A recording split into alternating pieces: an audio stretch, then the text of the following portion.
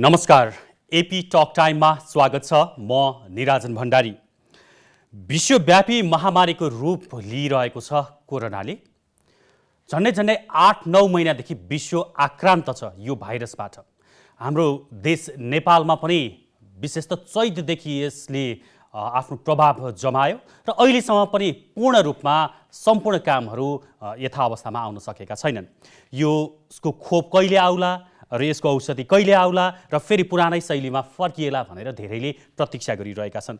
वास्तवमा कोरोना विरुद्धको खोपको प्रतीक्षा विश्वभरका व्यक्तिहरूलाई अहिले रहेको छ। तर हरेक रात पछाडि एउटा सुनौलो बिहानीको प्रवेश हुन्छ, चाहे त्यो रात जतिसुकै अन्धकार र लामो किन नहोस्। भोलिपल्ट बिहानको सुनौलो किरणले नयाँ उत्साह र उमङ्ग ल्याउँछ। अब अहिले कता कता त्यस्तै प्रकारका समाचारहरू हामीले सुन्न थालेका छौँ। बेलायतले कोरोना विरुद्धको खोप अब सर्वसाधारणको लागि नै लगाउनको लागि स्वीकृति दिएको छ। फाइजर नामक यो भ्याक्सिन अब आम त्यहाँका जनताले लगाउन पाउने भएका छन्।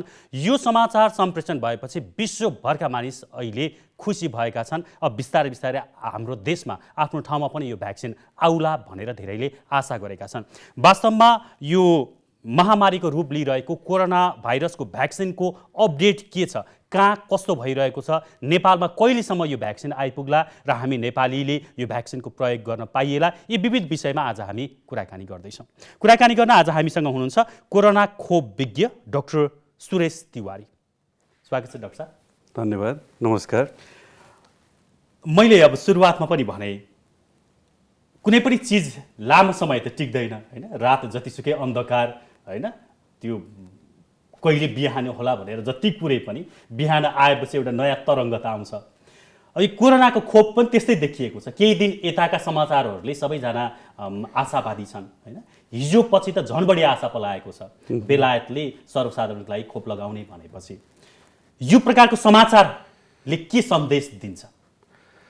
धन्यवाद, निकै राम्रो सुरुवात गर्नुभयो। वास्तवमा अन्धकार पछिको उज्यालोको र त्यो पनि बेलायतले सन्देश के दियो त भन्दा आफ्नै मुलुकमा अक्सफोर्ड एस्ट्राजेनेकाको उत्पादन हुँदाहुँदै पनि अर्को मुलुकमा संयुक्त राज्य अमेरिकामा उत्पादन भइरहेको फाइजर कम्पनीको बाट तयार भएको भ्याक्सिनलाई चाहिँ आम जनतामा लग्ने जुन निर्णय लियो, त्यो निर्णयले चाहिँ सायद विश्वभरलाई एउटा सन्देश दिएको छ कि यो सन् 2020 त अँध्यारो भयो, तर 2021लाई उज्यालो बनाउनेतिर लागौँ। यो मेरो र तेरो भन्ने होइन कि जनतालाई सुरक्षित गराउने जिम्मेवार सरकार हुँ र विश्व हामीसँग सिक भनेर बेलायतले यति बेला सन्देश दियो। सायद 1 महिना कुरेको भए अक्सफोर्ड एस्ट्राजेनेकाको भ्याक्सिन पनि बेलायतमा तयार हुने अवस्थामा आएको देखिन्छ। तर बेलायतलाई यो 30 दिन अँध्यारोमा बस्ने रहर रहेन। त्यसले गर्दा उसले उज्यालोप्रति र जनताप्रतिको जवाफदेहिताको उत्कृष्ट नमुना हिजो बेलायतले संसारलाई पस्क्यो। अब अमेरिकामा उत्पादन गरिएको भ्याक्सिन फाइजर अमेरिकामा सर्वसाधारणको लागि अहिलेसम्म त्यो स्वीकृति भएको छैन हैन।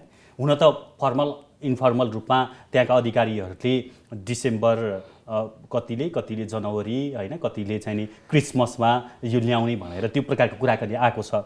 अमेरिकालाई पनि उछिन्दै बेलायतले यो प्रकारको कदम जुन चाल्यो नि, यसलाई चाहिँ कसरी विश्लेषण गर्न सकिन्छ?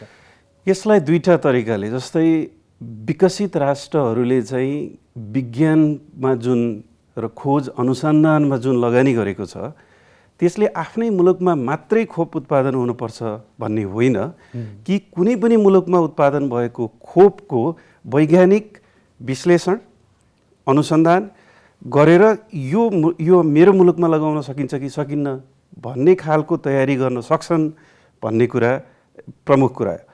दोस्रो कुरा चाहिँ त्यहाँ चाहिँ बेलायतको MHRA भन्ने चाहिँ एउटा रेगुलेटरी अथोरिटी छ।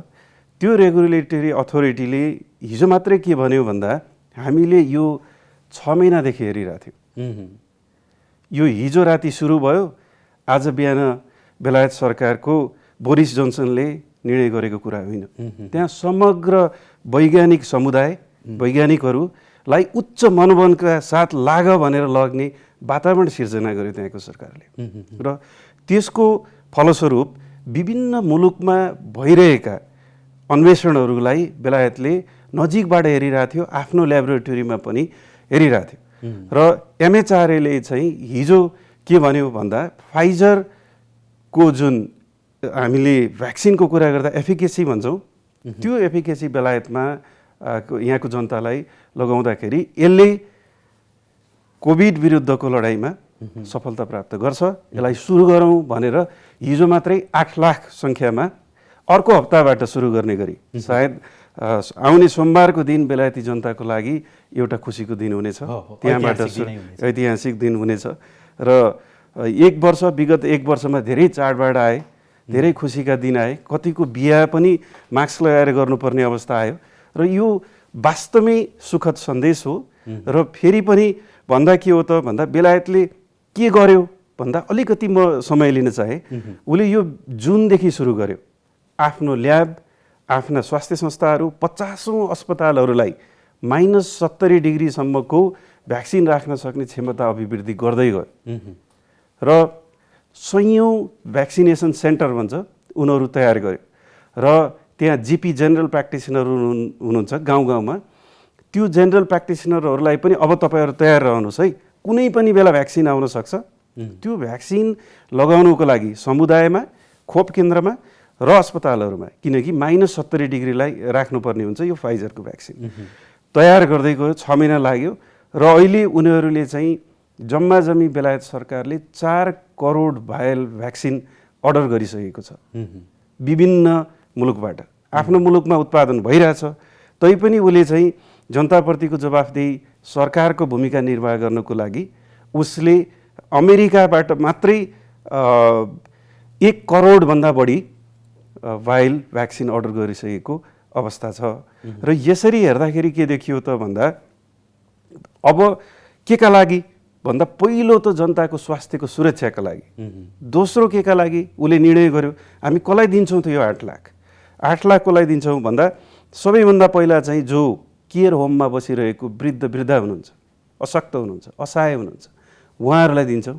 उहाँहरूको सेवा गर्ने सेवाका हातहरूलाई हामी दिन्छौँ, कर्मचारीहरूलाई हामी दिन्छौँ। त्यसपछि स्वास्थ्यकर्मी र अन्य फ्रन्टलाइन वर्कर भन्छौँ हामी, उहाँहरूलाई दिएर पहिला यो समूहलाई हामी सुरक्षित गर्छौँ। त्यसपछि बिस्तारै हामी अन्य जनताहरूसँग पुग्छन्। सायद प्रधानमन्त्रीले हिजो, बेलायतका प्रधानमन्त्रीले भन्नुभयो अब हाम्रा लागि अन्धकारतिरै सोचिरहने दिन गए है, अब हामी चाहिँ हिजोको तिक्तता, हिजोको असुरक्षाबाट बाहिर आउँदैछौँ भनेर जनतालाई आह्वान गरौँ। यसले के देखियो भन्दा समग्र रूपमा वैज्ञानिक जुन समूह छ त्यो पनि एकदमै प्रतिबद्ध भएर लाग्यो बेलायतमा। र राजनीतिक तहबाट पनि स्रोत र साधनको जुन जोह गर्ने कुरा छ त्यसलाई चाहिँ उचित तरिकाले गरेको हुँदा बेलायत चाहिँ हिजोको निर्णयमा पुग्यो र भोलिको दिन चाहिँ सायद बेलायती जनताको लागि खुसीको दिन हुनेछ। अमेरिकामा उत्पादन गरिए पनि अमेरिकाले त्यो निर्णय किन गर्न सकेन खास? अब यो भ्याक्सिन प्रयोग गर्नको लागि अनुमति दिएर आम व्यक्तिको लागि त्यो अहिलेको समयमा लगाउने निर्णय गर्नु भनेको त विश्व मानचित्रमै तरङ्ग उत्पन्न गर्ने निर्णय हो हैन? अमेरिका चाहिँ त्यसमा किन चुक्या छ? अमेरिकामा उत्पादन गरेको भ्याक्सिन बेलायतले चाहिँ त्यो निर्णय गरेर वाह पायो हैन? अमेरिका चाहिँ त्यसमा पछाडि किन परेको छ खास? यसमा 1-2 दिनको फरक मात्रै हो, खासमा धेरै ठुलो फरक पर्छ जस्तो लाग्दैन मलाई। जस्तै फाइजर नै पनि अमेरिका र बेल्जियममा अहिले उत्पादन भइरहेछ, दुईटा देशमा खास गरी। अलि अब उनीहरूको अन्त पनि उत्पादन गर्ने तयारी छ, अस्ट्रेलियामा पनि। तर अहिले दुईटा देशमा उत्पादन भइरहेको अवस्था छ, युरोपको बेल्जियममा पनि। यो विभिन्न देशको चाहिँ अथोरिटी हुन्छ, रेगुलेटरी अथोरिटी, उनीहरूले चाहिँ आफ्नो अध्ययन गरिरहेको छ। अमेरिकामा टेस्ट भएर यसको एफिकेसी निर्धारण भइसक्यो। अहिले अमेरिकाले त्यति बेला के भन्यो, जति बेला चाहिँ यसको 92% एफिकेसी छ, 92% भनिरहँदा हाम्रो तयारी अलिकति बढाउनु पर्छ कि -70 डिग्री र त्यो चाहिँ त्यो -70 डिग्रीबाट उत्पादन गरिसकेपछि फ्रिजमा राखेको 5 दिनभित्र सक्नुपर्छ भन्ने छ। फेरि त्यसको एकदमै सेन्सिटिभ छ यो भ्याक्सिन। त्यसले गर्दा उनीहरूले के भनिरहेको थियो भन्दा हाम्रो तयारी पुगेन भने अमेरिकालाई पूर्ण खोप खोपले पूर्ण रूपमा खोप दिन त्यहाँको जनतालाई लगभग 1 वर्ष लाग्न सक्छ फाइजर मात्र हेर्ने हो भनेर उनीहरूले अर्को विकल्प पनि खोज्यो, मोडर्नाको विकल्प खोज्यो र त्यो पनि अन्तिम चरणमै छ फेरि अमेरिकामा। भने अब यो कस्तो हो भन्दा यसको सन्देश के हो भने उत्पादन जसले गरे तापनि वैज्ञानिक अन्वेषण जुन देशमा भए तापनि त्यो वैज्ञानिक फर्मुला महत्त्वपूर्ण कुरा हो। त्यसको अध्ययन गरेर यदि त्यो मेरो जनताको लागि सुरक्षित छ भन्ने लाग्यो भने यसलाई ढिलो गर्नु हुँदैन, भूगोलको कुनै मतलब भएन। यसमा अब हामीले पछिल्लो पटक मिडियामा आइरहेको के छ भन्दा विश्व स्वास्थ्य सङ्गठनले यसलाई के अरे प्री क्वालिफिकेसनमा राख्नु पर्यो। तर सन्देश बेलायतको के हो भने हाम्रो देशमा का वैज्ञानिकहरूले यसको साइड इफेक्ट, यसले काम गर्छ कि गर्दैन बुझ्न चाहिँ पर्याप्त वैज्ञानिक अन्वेषण वैज्ञानिकहरू हाम्रो देशमा छ, उहाँहरूको कुरा सुने पुग्छ। यो कुनै विश्व नेटवर्क हामीलाई चाहिँदैन भन्ने पनि सन्देश गरेको हो। अब यो त फाइजरको प्रसङ्ग भयो, यो सँगसँगै अब जस्तो अन्य धेरै देशहरूले पनि यसको खोप बनाउने काम गरिरहेका छन्। कतिले कति % यो सक्सेस भयो भनेका छन् होइन। अब केही समयपछि त्यो सबै चिजहरू आउला। तपाईँसँग अरूको अपडेट के छ? अन्य देशहरूले उत्पादन गरेको भ्याक्सिन कहाँ पुगेको छ अहिले, कहिलेसम्म आउला त्यो बजारमा? जस्तै हामीले नेपालको सन्दर्भमा हेर्दाखेरि के छ भन्दा सबैभन्दा ठुलो चाहिँ भ्याक्सिन राख्ने इन्फ्रास्ट्रक्चर भन्छौँ हामी। ठिक छ, नेपालको सन्दर्भमा त म तपाईँसँग कुराकानी गर्छु, ठिक छ होइन। विश्व मानचित्रमा अन्य भ्याक्सिनहरूको अवस्था चाहिँ के छ? त्यो अन्य भ्याक्सिनको अवस्थामा हेर्दाखेरि विश्वले अलिकति नजिकबाट आशालाग्दो तरिकाले हेरेको भ्याक्सिन चाहिँ अक्सफोर्ड एस्ट्राजेनिकाको भ्याक्सिन हो। यो चाहिँ ब्राजिलमा टेस्ट गर्दाखेरि हाम्रो अध्ययनमा आएअनुसार अलिकति यसको एफिकेसी कम भयो ब्राजिलमा। तर उनीहरूले बेलायतमा टेस्ट गर्दाखेरि विभिन्न डोज मिलाएर गर्दाखेरि फेरि त्यहाँ पनि 90% प्लस एफिकेसी देखिएको छ बेलायतमा। तर एउटा जिम्मेवार देश जसले चाहिँ वैज्ञानिक अन्वेषणलाई एउटा संस्कारको रूपमा लिएको छ, उसले आफ्नो देशमा 92% भयो यसलाई नै म अन्तिम मान्छु भनेन। अहिले चाहिँ उसले आफ्नो डोजेज फर्महरू मिलाउँदैछ। त्यो मिलाएको खण्डमा चाहिँ विश्वले सबैभन्दा नजिकबाट हेरेको अहिले अक्सफोर्ड एस्ट्राजेनिकाको भ्याक्सिन छ। त्यो किन छ भन्दा विश्व हरेक देशमा विकसित अविकसित विकासशील सबै देशहरूमा चाहिँ कोल्ड चेनको त्यसको चाहिँ स्टोरेजको कुरा चाहिँ महत्त्वपूर्ण रहेको छ। अमेरिकामा पनि छ, बेलायतमा, युरोपमा सबैमा छ। त्यही भएर यसको सबैभन्दा राम्रो कुरा के छ भन्दा स्टोर गर्नको लागि 2 देखि 8 डिग्रीसम्म को फ्रिजमा राखेर पनि यसलाई चाहिँ भ्याक्सिन दिन सकिन्छ। त्यो सबैभन्दा ठुलो कुरा भयो। यसलाई भ्याक्सिनलाई हामी भण्डारणको लागि प्रदान गर्नको लागि हजुर।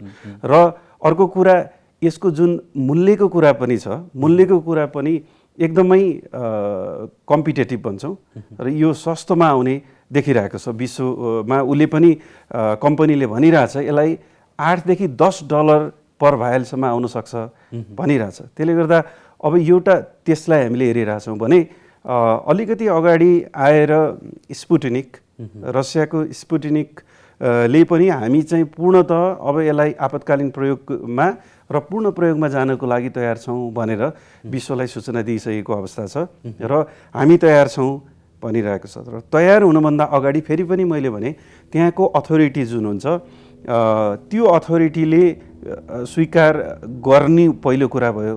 अनि मास स्केलमा आफ्नै देशमा लागू गरेको छ कि छैन भन्ने 2-4वटा प्रश्नको कारण चाहिँ रसियाको भ्याक्सिन चाहिँ अहिले केही प्रश्नकै घेरामा त्यो प्रश्नहरूको उत्तर गर्न नसकेको हुँदा निर्माणकै क्रममा भएको देखिन्छ। त्यसपछि अलिकति छिमेकी मुलुकतिर जाउँ, उत्तरतिर चाइनाले पनि साइनोभ्याक, साइनोफार्म जस्ता एउटा ठुला भ्याक्सिन उत्पादक कम्पनी मार्फत उत्पादन गरिरहेको छ। उहाँहरूको पनि फेज 3 ट्रायलको अन्तिम चरणमा पुगिसकेको छ र ती भ्याक्सिनहरू पनि आपतकालीन प्रयोग गरिरहेको छ। युएई सरकारले नै गर्यो बाहिरको कुरा गर्दा, चाइना आफ्नै देशभित्र पनि उहाँहरूले आपतकालीन प्रयोग गरिसकेको अवस्था छ भने अब हामीलाई संसारले के हेरिरहेछ भने चाइनाको भ्याक्सिन चाहिँ आपतकालीन प्रयोग र पूर्ण प्रयोगको त्यो देशले, चाइना सरकारले कहिले स्ट्याम्प लगाउँछ त, कहिले स्वीकृति दिन्छ? त्यो स्वीकृति दिएपछि मात्रै विश्व बजारले र विश्वले त्यसलाई चाहिँ लिने कुरा हुन्छ भन्ने कुरा भयो। र तेस्रो पार्टमा गएर हेर्दाखेरि जुन अक्सफोर्ड एस्ट्राजेनेकाको भ्याक्सिन छ, छिमेकी मुलुक भारतमा त्यहाँ पुणेमा सिरम इन्स्टिच्युट अफ इन्डिया भन्ने छ। सिरम इन्स्टिच्युटले ठुलो सङ्ख्यामा भारतका लागि मात्रै नभएर बिल मेलिन्डा गेट्स फाउन्डेसनले पनि त्यहाँबाट ठुलो सङ्ख्यामा भ्याक्सिन खरिदको लागि सम्झौता गरिरहेको छ।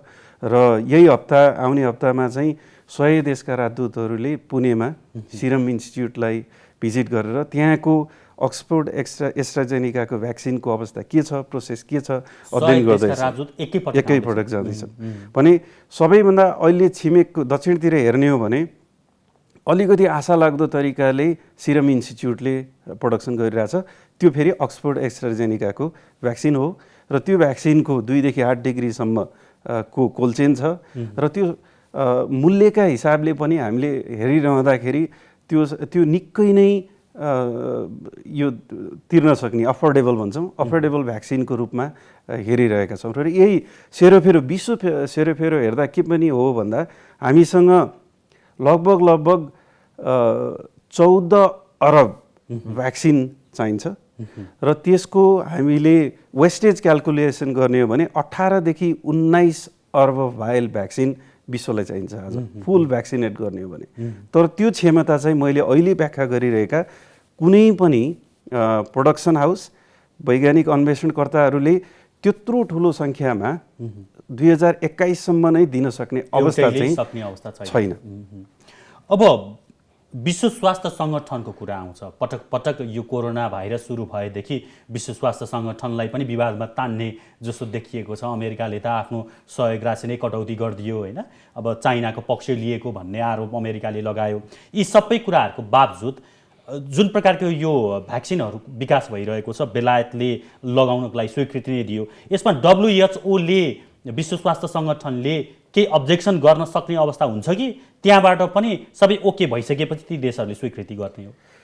अब यसमा खास गरी WHO को एउटा विधान छ, यो भ्याक्सिन प्रयोग सम्बन्धमा उसले आफ्नो विधान तयार गरेको छ।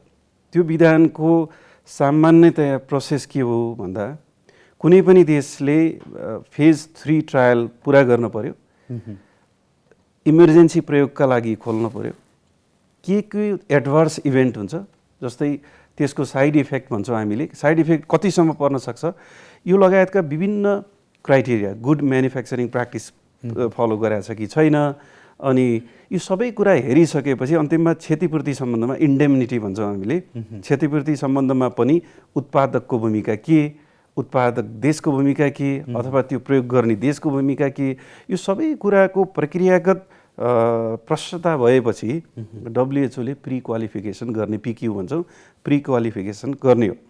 तर अहिले महामारीमा छ संसार, यो महामारीले सताइरहेको बेला यो चाहिँ हामीले भन्छौँ नि सामान्य बिजनेस एज युजुअल को तरिकाले WHO को यो सबै प्रक्रिया पुरा गरेर एउटा खुड्किलो 2टा खुड्किलो पार गर्दै 10वटा खुड्किलो पछि हामी 11औँमा पुग्छौँ अनि त्यहाँबाट हामीले चाहिँ जनतालाई भ्याक्सिन दिन्छौँ भन्ने अवस्थामा अहिले विश्व छैन। विश्व अहिले 1बाट एकैचोटि 9 खुड्किलामा जान चाहन्छ, देशहरू त्यहाँ जान चाहन्छन्, जनता त्यहाँ जान चाहन्छन्। त्यसले गर्दा अहिले विश्व स्वास्थ्य सङ्गठनको जुन विधान छ त्यो विधानलाई पर्खिने सायद जनता, राज्य सञ्चालकहरू त्यो मनस्थितिमा छैनन्। त्यो उदाहरण चाहिँ बेलायतले हिजो पस्केको। अब यो खुसीको समाचारहरू छ होइन, हामी नेपालीहरू के गर्छौँ, विदेशका कुराहरू हेर्छौँ, बुझ्छौँ, पढ्छौँ होइन, खुसी हुन्छौँ, दङ्ग हुन्छौँ। त्यसको प्रभाव नेपालमा के हुन्छ भन्ने त्यो दोस्रो कुरा हो, तर पनि हामीले खुसी लाग्छ। अब यो सँगसँगै नेपालमा पनि यति धेरै सङ्क्रमित भइरहेका छन्, दिनका दिन मान्छे मर्ने दर अहिले बढिरहेको छ होइन, 1500 भन्दा बढीले त ज्यान गुमाइ नै सके आजको डेटसम्म।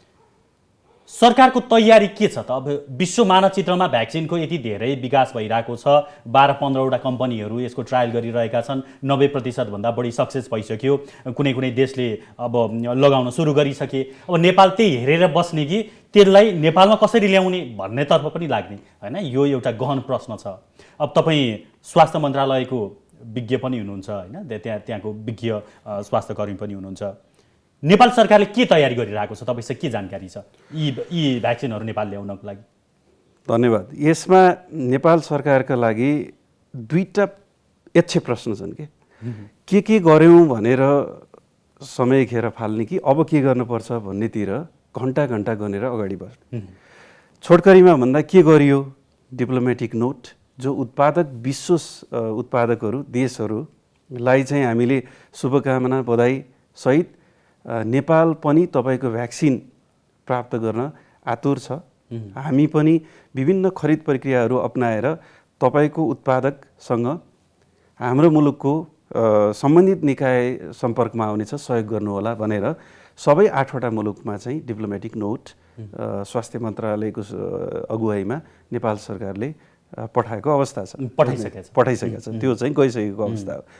त्यसपछि अर्को तयारी चाहिँ कानुनी अडचनहरू थिए केही, जस्तै औषधि ऐनमा को फुकुवाई भएको छ अध्यादेशबाट। त्यसले गर्दा अहिले आपतकालीन प्रयोगका लागि जसरी बेलायतले अहिले गर्यो त्यो ठाउँमा हामी पनि गर्न सक्छौँ अब। तर हिजो के थियो भन्दा फेज 3 भएर सुरक्षित भएर गुड म्यानुफ्याक्चरिङ प्र्याक्टिस नभए पनि कुर्न पर्ने, WHO PQ पनि कुर्न पर्ने अवस्थाबाट सरकारले अहिले त्यो प्रक्रियागत झन्झटहरू कानुनी संशोधन मार्फत मिलाएको छ। त्यो दुईटा ठुलो उपलब्धि हो भने अब कस्तो हो भने मैले फेरि भने दोस्रोतिर पुग्नुपर्ने बेला भइसक्यो। सरकार यो दुईटा काम गऱ्यौँ हामीले, अब ठिक छ है भन्ने बेला छैन। यो दुईटा एउटा प्रारम्भिक बिन्दु जस्तो भयो, आन्तरिक तयारी भयो, त्यो फर्मालिटी जस्तो पनि भयो। बधाई छ, हामी पनि त्यो औषधि लिन्छौँ भन्ने एउटा भयो। औषधि आउनको लागि जे कानुन बाधा थियो त्यसलाई फुकाउने काम भयो। अनि त्यो दुईटा एउटा अब हेर्दाखेरि सामान्य लाए पनि त्यसले दूरगामी असर पार्छ, त्यो एउटा सकारात्मक काम हो। त्यो बाहेक जस्तो अब यो औषधि खरिद गर्नु पर्ला होइन, यसको पैसाको कुरा आउला, आइसकेपछि भण्डारणको कुरा छ। तपाईँले अघि नै पनि भन्नुभयो 7-8 डिग्रीमा राख्न सकिनेहरूमा त समस्या नहोला, 80-90 माइनसमा राख्नुपर्नेहरूमा समस्या छ। कतिपय विज्ञहरूले योभन्दा अगाडि नै भनिसकेका छन् नेपालमा त्यस्तो ठाउँै छैन भनेर होइन। त्यसको लागि आर्थिक हिसाबले र त्यो भण्डारणको हिसाबले के कस्ता काम सरकारले अगाडि बढाइरहेको छ त अहिले? ठिक। र यो खोप ऐन अन्तर्गत चाहिँ खोप कोषको व्यवस्था छ। त्यो खोप कोषले पनि एउटा नेपाल सरकारलाई के स्पेस दिएको छ त भन्दा समग्र देशलाई आह्वान गर्नु पर्यो। आफूले पनि त्यो खोप कोषमा चाहिँ उचित रकम तुरुन्त ढिलो नगरिकन व्यवस्था गर्नु पर्यो होइन। कति चाहिन्छ भन्ने कुराको सिधा हामीले अहिले टप अफ हेड भन्छौँ नि, अहिले दिन सक्छौँ हामी कति चाहिन्छ हिसाब। यहीँबाट पनि तपाईँ र मैले छलफल गर्दा गर्दै यति खर्ब चाहिन्छ सरकार भन्ने कुराको सन्देश हामी दिन सक्छौँ भने यो धेरै ठुलो कुरा छैन। तर प्रश्न कहाँनिर हो त भन्दा भ्याक्सिन ल्याउँदाखेरि धेरै ठुलो धेरै कुराहरू ख्याल गर्नुपर्छ भनेर त्यो धेरैमा अल्झिनु हुँदैन। किनकि आज कुनै अस्पतालमा बसिरहेको एउटा जनताले यो मेसेज सुन्नुभयो, नेपाल सरकारको जिम्मेवार मन्त्रीज्यू अथवा जिम्मेवार पदाधिकारीबाट यो कुरा सुन्नुभयो भने उहाँहरूले थुक्क के कुरा गरिरहेको, मैले रेमडेसिभिर भन्ने औषधिलाई त आज 55,000 तिरिरहेको छु भने यो खोपको त 5,000 को कुरा हो। मन्त्रीज्यू तपाईँको ज्ञान कता छ, तपाईँले कतातिर सन्देश गर्दै हुनुहुन्छ, त्यो प्रश्न उठ्छ। त्यसले गर्दा यो खोप धेरै ठुलो कुरा हो भन्ने उल्झनमा पर्नुभन्दा खोप ल्याउने प्रक्रियामा जसरी बेलायतले आफैले उत्पादनको अन्तिम चरणमा पुग्दाखेरि पनि 1 करोड भायल उसले चाहिँ अमेरिकी उत्पादकबाट अर्डर गर्यो, सन्देश त्यहाँबाट लियौँ हामीले। हामीले तयारी त्यहाँनिर गरौँ, खोप कोषमा पैसा राखौँ र खोप कोषमा राखेको पैसाबाट के हुन्छ विकल्प कि सरकारले सिधै त्यो उत्पादकहरूलाई अर्डर गर्नु पर्यो होइन। अमेरिकाको त्यही त अब यो चिजहरू त गर्न अब ढिला भएन, अब सुरु गर्नुपर्ने होइन, यी कुराहरू सुरु गर्नु पर्यो। किनकि बेलायतले त जुनमा अलमल लिएर बसेर त भएन। अब कसलाई दिने, आफै ल्याउने कि प्राइभेटलाई दिने कि टेन्डर गर्ने कि अथवा अब टेन्डर गरेर प्राइभेटलाई दिने हो भने नि कसका मान्छेलाई दिने भन्ने त्यहाँ आउला। नेपालमा यो क्रम चलि नै रहेको छ। यो सबै चिजहरूलाई चिर्दै एउटा स्पष्ट बाटो बनाउनु त सरकारको लागि अहिले ठुलो जिम्मेवारी हो र त्यो गर्न ढिला भइसकेको अवस्था हो अहिले एकदम। त्यहाँ हजुर मार्फत म चाहिँ के अनुरोध गर्न चाहन्छु भन्दा यो हिजो गर्नुपर्ने कुरा हो, भोलि गर्न छोड्नुहोस्, हिजो गर्ने कुरा हो। किनकि बेलायतले हामीलाई भनिसक्यो, हाम्रो तयारी जुनमा गरेका थियौँ, यहाँ पुग्दा 6 महिना भइसक्यो। त्यसले गर्दा हामी के गरौँ भने आजैदेखि सुरुवात गरौँ, यो खरिदका प्रक्रियाहरू निर्धारण गरौँ। G2G भन्छ, सरकारदेखि सरकारसँग किन्ने हो भने पनि त्यो छलफल गरौँ, तर त्यो त्यति सुखद तर त्यति नजिक छ जस्तो लाग्दैन, किनकि उत्पादकहरू सबै निजी छन्। धेरै जसो निजी उत्पादकहरूले नै उत्पादन गरिरहेको अवस्था छ त्यो मुलुकहरूमा। त्यो मुलुकले पनि यो महामारीले सताइरहेको छ, आफ्नो जनताप्रतिको जवाफदेहिता त्यो मुलुकहरूमा छ। त्यसले गर्दा पहिलो जवाफदेहिता भनेको आफ्नो जनतामा हुने भएको हुँदा त्यो सरकारले प्राइभेटसँग किनेर फेरि नेपाल सरकारलाई पठाउँछ, यस्तो खालको सुखद सपना देख्नु हामीले उत्तम हुन्छ जस्तो लाग्दैन। अब लगभग अन्त्यमा आइसक्यौँ। हाम्रो कार्यक्रम अहिले प्रत्यक्ष टेलिभिजनमा हेर्नु भएको, युट्युबमा हेर्नु भएको धेरैको जिज्ञासा यही होला। अब यी सबैका बावजुद पनि तपाईँ खोप विज्ञ पनि हुनुहुन्छ र सरकारसँग पनि सम्बन्धित हुनुहुन्छ, स्वास्थ्य मन्त्रालयसँग पनि तपाईँ सम्बन्धित हुनुहुन्छ। नेपालमा यी सबै समस्याहरूको बावजुद पनि खोप कहिले आइपुग्ला? हामीले तयार गऱ्यौँ भने, हामीले उचित तरिकाले खोप व्यवस्थापन गऱ्यौँ भने नेपाललाई धेरै देशहरूले माया गर्छन्। हामीले आजको दिनबाट सुरुवात गऱ्यौँ भने, उदाहरणका लागि भारतले आपतकालीन प्रयोग गरेको 2 हप्तादेखि 3 हप्ताभित्र हामीले नेपालमा खोप ल्याउन सक्छौँ र जसरी बेलायतले पहिलो चरणमा 8 लाख आफ्नो जनतालाई गर्यो, त्यस्तै सन्देश हामीले पनि 10 लाख नेपाली जनतालाई खोप दिएर सुरुवात गर्न सक्छौँ। जस्तो अब यो फाइजरकै कुरा गर्ने हो भने बेलायतले ओके गर्यो, अब 2-4 दिनमा अमेरिकाले ओके गर्ला, अर्कोले ओके गर्ला। यो सबैतिर ओके भइसकेको अवस्थामा नेपालले यदि चाहने हो भने 2 महिनाभित्र खोप आउन सक्छ। तर सरकारमा त्यो दृढ सङ्कल्प, इच्छा शक्ति र आइसकेपछि त्यसलाई कसरी व्यवस्थापन गर्ने भन्ने तयारी चाहिँ हुनु पर्यो, हैन? बिल्कुल। हस्, यहाँको समय र विचारको लागि म AP1 टेलिभिजनको तर्फबाट धेरै धन्यवाद दिन चाहन्छु। हजुरलाई धेरै धेरै धन्यवाद। नमस्कार। हस्, दर्शकबिन, आज हामीले कुराकानी गऱ्यौँ महामारीको रूप लिइरहेको कोरोना जुन रोग रहेको छ, यसको विरुद्धमा तयार पारिएको भ्याक्सिनको विषयमा, विश्व मानचित्रमा कस्तो छ यसको अवस्था र नेपालमा कहिलेसम्म आइपुग्ला भनेर। हामीसँग हुनुहुन्थ्यो कोरोना खोप विज्ञ डाक्टर सुरेश तिवारी। उहाँसँगको यही संवादसँगै AP टक टाइमको समय आजको लागि सकिएको छ। हामीलाई बिदा दिनुहोस्। नमस्कार।